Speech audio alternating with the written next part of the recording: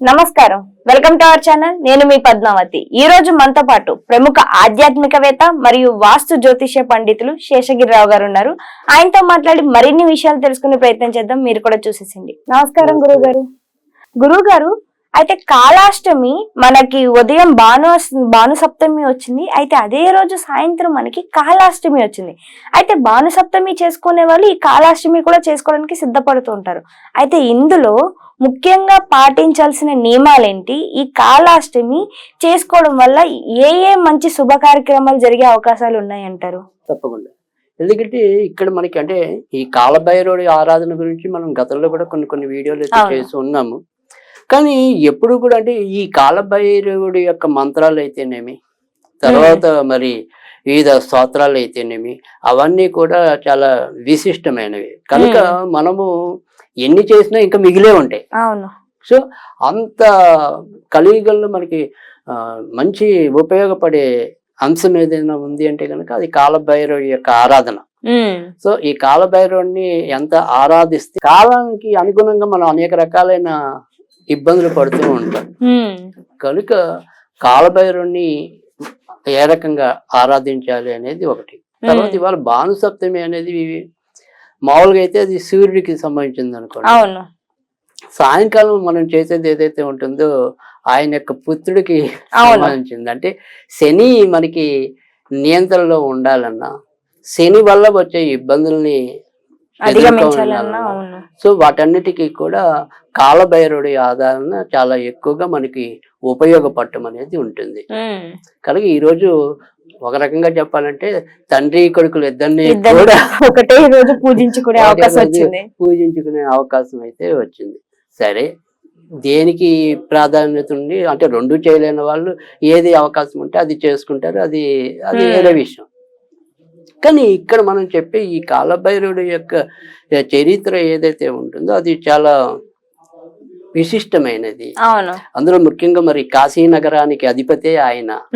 అందుకని కాశీలో మరణించిన వాళ్ళకి మోక్షం వస్తుంది అని చెప్పి, సో అందుకని కాశీనాథుడిని మనకి కాలభైరవుడిని మనం ఎప్పుడు కూడా పూజించగలగాలి.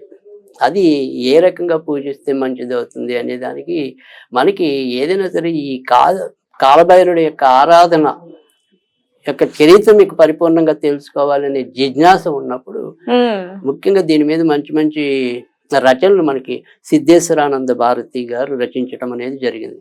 ఆయన ఈ రోజుల్లో మనం నడిచే దేవుడిగా ఇవాళ వాళ్ళు ఎక్కువ మంది భావించడం అనేది కూడా జరుగుతుంది. ఆయన సందర్భంలో మీకు ఒక ఆసక్తికరమైన విశేషాన్ని నేను తెలియజేస్తాను. ఏదైతే ఇప్పుడు మనకి ఆశ్రమాలు పీఠాలు ఇవన్నీ ఉంటాయో వీటి మధ్య అప్పుడప్పుడు కొంత ఈ వైదుష్యాలు కానీ విరోధాలు కానీ వస్తూ ఉంటాయి. అంటే ప్రతి ఒక్క ఆశ్రమ పీఠాధిపతి వాటి యొక్క ఏమంటాం ఈ ఆవేశాలు కోపాలు అన్ని కూడా పరిత్యజిస్తారని మనం ఎంతసేపు చెప్పలేము. కొంతమందికి వాళ్ళు ఎన్ని తపస్సుల్లో ఉన్నా ఎంత సాధనలో ఉన్నా ఈ జలసి అనుకోండి, అసూయ అది వస్తూ ఉంటుంది. అందుకని మహా పెద్ద ఈ రావణ బ్రహ్మ ఇలాంటి వాళ్ళందరూ కూడా వాళ్ళు ఎన్ని మంచి తపస్సులు చేసినా చిన్న చిన్న బలహీనతల వల్ల వాళ్ళు మొత్తం పాడు చేసుకున్నారు వాళ్ళ యొక్క ఔన్నత్యాన్ని. అలాగే ఒకనొక ఆశ్రమం వాళ్ళు ఏంటంటే ఈయనని పాడు చేయటం కోసం మన కొత్తాలం పీఠాధిపతి అంటారు అనమాట సిద్ధేశ్వర. ఆయన బాగా విశేషమైన సాధనా సంపన్నం ఈ కాలభైరవుడి విషయం. ఒకనొక సందర్భంలో ఒక టీవీ వాళ్ళు ఈయన కలిసి ఈయనకి కొంత కళంకం తెద్దామని ప్రయత్నించడం కోసం ఒక అందమైన అమ్మాయిని తీసుకొచ్చి, అంటే ఒక 2 రోజులేమో వేరే వాళ్ళు వచ్చి ఆయన ఆశ్రమంలో సేవ చేసుకునేలాగా ఆయన శిష్యులాగా వచ్చి నటించారట. తర్వాత ఒక 3-4 రోజులు అయిపోయాక ఆయనతో కొద్దిగా పరిచయం ఏర్పడ్డాక ఒకరోజు ఒక అమ్మాయిని తీసుకొచ్చి, ఏమంటే ఈ అమ్మాయి రకరకాల కష్టాల్లో ఉంది, మీరు ఏదైనా సరే ఆమె కష్టాలన్నీ కూడా మీ యొక్క ఉపదేశాలతో పూర్తి చేయాలని చెప్పి వాళ్ళు వదిలేసి వెళ్ళిపోయారు. ఈ అమ్మాయి ఏం చేసింది అంటే కనుక, స్వామీజీ నాకు మీరు ఏదైనా సరే మా ఇంటికి రావాలి, మీ పాద పూజ చేసుకుంటాను, తర్వాత మా ఇంట్లో నేను ఒక్కదాన్నే ఉంటాను, తర్వాత రెండోది ఏంటంటే నేను పొద్దున అంతా కూడా పూజ చేసుకుని సాయంకాలమే చేస్తాను. ఇలా ఆమె యొక్క భాషలో ఒక కామతత్వాన్ని ఆయన గమనించాడు. ఈ అమ్మాయి ఏదో కొద్దిగా ఇబ్బంది పెట్టేలాగా ఉందని చెప్పి అందులో ఆయన తపస్సు సంపన్నుడు కాబట్టి తేలిగ్గానే గమనించి తర్వాత వెంటనే లేదు నీ యొక్క బుద్ధి అంతా కూడా ఏదో అధర్మం మీద ఉన్నట్టుంది, కనుక ఇలాంటివి ఇడనాడు, లేదంటే నీకు భవిష్యత్తులో చాలా విచిత్రమైన రోగాలు వస్తాయని చెప్పాడు. అప్పుడు ఆయన పాదాలు పట్టుకుని క్షమించండి, నిజంగానే నేను వేరే టీవీ వాళ్ళు నన్ను ఇలా పంపించారు, మీవి నావి కొన్ని ఫోటోలు ఏవో తీయడానికి, సో ఆ రకంగా ప్రలోభ పెట్టారు, నేను నా దగ్గర ఉన్న అందం అనే ఆయుధంతో అనేక మందిని ఇలా పాటు చేశాను ఇదేదని చెప్పి. ఆ తర్వాత అప్పుడు అదే రోజు రాత్రి కాలభైరుడు కల్లో కనబడ్డట్టు ఈయనకి, నువ్వు నా పరీక్షలో నెగ్గావు అని చెప్పి. అంటే వీళ్ళు అప్పుడప్పుడు మనం అనుకుంటూ ఉంటాం అదేంటి దేవుణ్ణి మనకి ఈ సాధన చేసే వాళ్ళకి మనకి ఇలా ఈ రకాలైన కష్టాలు వస్తూ ఉంటాయని చెప్పి. అప్పటి రోజుల్లో అంటే మనకి ఏంటంటే ఈ అప్సరసలు ఇలా వీళ్ళందరూ రంభావలసి మేనకలు వీళ్ళు వాళ్ళకి తెలుసు కాబట్టి వాళ్ళు వచ్చి వాళ్ళ యొక్క తపాన్ని పాటు చేశారు అనుకోండి. ఈ రోజు మన తపస్సుని కానీ మన సాధన కానీ మనం ఏదైనా సరే నాశనం చేయడానికి మన పక్క వాళ్ళు చేయాలి, మన ఎదురు వాళ్ళు చేయాలి, అవతల వాళ్ళు చేయాలి, వీళ్ళే మనకు అసలు. సో ఈ అసలుల బారి నుంచి కూడా మనము ధైర్యంగా ఎదుర్కొని మన సాధనను అవలంబించాలి. అంటే ఇప్పుడు మనం గట్టిగా 2-3 రోజులు మంత్ర సాధన చేసాం అనుకోండి, అవతల వాడికి ఏదో అనిపిస్తుంది, ఎందుకే అలాంటి సాధనలన్నీ హాయిగా అవన్నీ కూడెడతాయి గుడ్డెడతాయా ఇంకో అంటారు. అంటే వీళ్ళే మన తపస్సుని పాడు చేయడం అనమాట. అది మనం గుర్తించాం. మనకి దేవుడు పరీక్ష ఈ వీళ్ళ రూపంలో పెడుతున్నాడు అనేది మనం గుర్తించగలగాలి. అది ఆయన చెప్పినది. అలాగా ఈ కాలభైరుడిని ఆరాధించడం వల్ల ఏంటంటే చాలా శాశ్వత ఆనందం కావాలంటే కనుక, శాశ్వతమైన విజయాలు కావాలంటే, అంతమల్ల మోక్షం కావాలంటే ఖచ్చితంగా మీరు కాలభైరవుడిని ఆరాధించాలి. దీన్ని ఆరాధించడానికి మీరేం పెద్దగా కష్టపడక్కర్లేదు. ఒకటి దైనందికంగా చదువుకోగలిగితే ప్రతిరోజు కూడా కాలభైరవ అష్టకం చదువుకోండి, అది పద్ధతి. ఒకవేళ కాలభైరవ అష్టకం అనేది అలాగో చదివితే అది తేలిక అనుకోండి, దానికి ఏది మంత్రం కాదు, ఒక మంత్ర సాధనగా చేసేది. ఇవాళ నేను ఏదైతే ఒక మంత్రం ఇస్తానో మీకు అది అన్ని రకాల జయాల్ని కలిగించడానికి ఉపయోగపడుతుంది.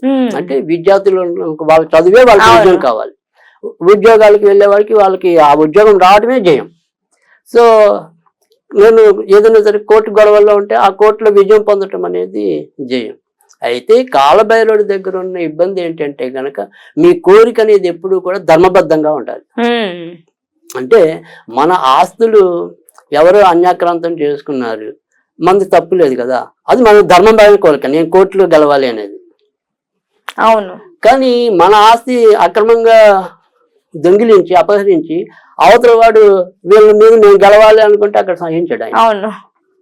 సో అలా ఉద్యోగం ఏదైనా సరే మనం ధార్మికంగా అంటే కాపీ కొట్టి పాస్ అవ్వాలనేది కోరిక అధర్మం. అవును. నేను కష్టపడి చదివి పరీక్ష రాయాలనుకునేది ధర్మం. సో అలా ధర్మబద్ధమైన కోరికలు ఏవైతే ఉంటాయో అవి ఖచ్చితంగా అనుగ్రహించే దేవుడు కాలభైరవుడు. కనుక మీ యొక్క కోరికలు ధర్మబద్ధమైనవి అయితే గనక తప్పకుండా మీరు విజయం సాధించడం అనేది ఉంటుంది. కనుక ఇవాళ చాలా తేలికైన మంత్రం అనేది నేను ఇస్తాను, అది మీకు అన్ని రకాలుగా విజయాన్ని ఇవ్వటం అనేది ఉంటుంది. అది ఏంటి అంటే కనుక ఓం జూమ్ జూమ్ జూమ్ ఓం బం. జూమ్ ఓం అనేది ఎప్పుడు మామూలు, ఓం జూమ్ బం, ఓం ఓం జూమ్ బం, ఓం ఓం జూమ్ బం. అది కాలభైరవ కాలభైరవ జయస్వరూపాయ నమః, కాలభైరవ జయస్వరూపాయ నమః. అంతే.